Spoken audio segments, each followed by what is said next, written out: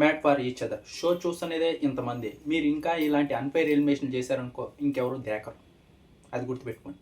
Hi friends, నా పేరు Venkatesh. Welcome to our YouTube channel chill bro updates 2.0. First వీడియోకి లేకపోతే రీచ్ ఎక్కువ వెళ్తుంది. సబ్స్క్రైబ్ చేయకపోతే సబ్స్క్రైబ్ చేయండి. అలాగే హైప్ ఇవ్వండి, ఇంకా ఎక్కువ రీచ్ పెరుగుతుంది.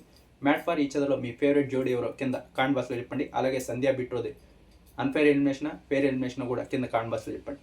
ఇప్పుడు చెప్పాలంటే ఇంతకు ముందర నో ఎలిమినేషన్ పెట్టారు కదా, ఈ వీక్ నో ఎలిమినేషన్ పెట్టాల్సిందే.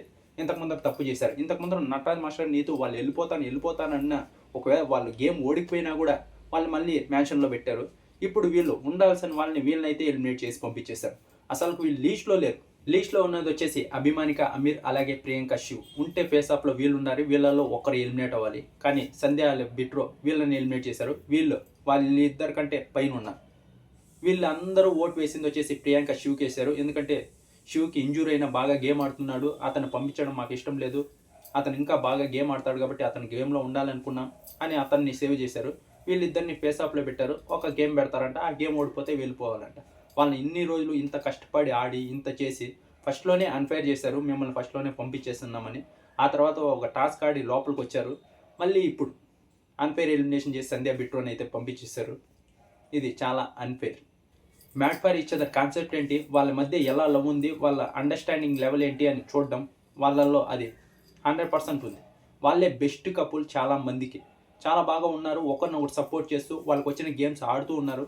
కానీ ఇలా అన్ఫైర్ చేసి పంపించేశారు. లాస్ట్లో మళ్ళీ ఏడుపులో ఒకటి అన్ఫైర్ చేసి పంపించేస్తూ మహేష్ అలాగే శాండ్రాని వీళ్ళనైతే రీఎంట్రీ తీసుకొని వచ్చారు. వాళ్ళకంటే వీళ్ళని తీసుకొని రావాలి రీఎంట్రీ.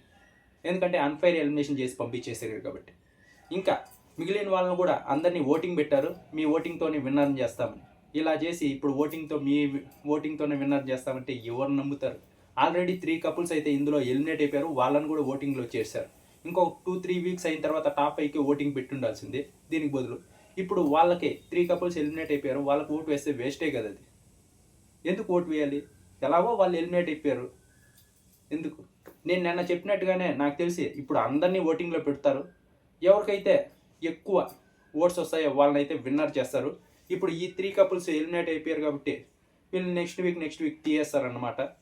ఇంకా లాస్ట్లో టాప్ 5లో ఎవరికైతే ఎక్కువ ఓటింగ్ వచ్చిందో వాళ్ళని విన్నర్గా అనౌన్స్ చేస్తారనుకుంటా. చూద్దాం. ఆ టాప్ 5లో మీకు తెలుసు కదా ఎవరెవరు ఉన్నారో. నటరాజ్ మాస్టర్, అలాగే నీతు, వసంతి, కళ్యాణ్, భాను, జాను, నూక్రాజ్, ఆసియా, మహేష్, అలాగే శాండ్రా వీళ్ళైతే ఉన్నారు. ఈ టాప్ 5లో మీరెవరికి ఓటు వేస్తున్నారు కింద కామెంట్ బాక్స్లో చెప్పండి. అలానే మీ ఫేవరెట్కే ఇప్పటి నుంచినే ఓటు వేయకుండా ఉండమాకండి. ఓటు వేస్తూ ఉండండి. చూద్దాం ఏం జరుగుతుందో. 1 వీక్ అయిన తర్వాత ఫుల్ క్లారిటీ వస్తుంది మనకి.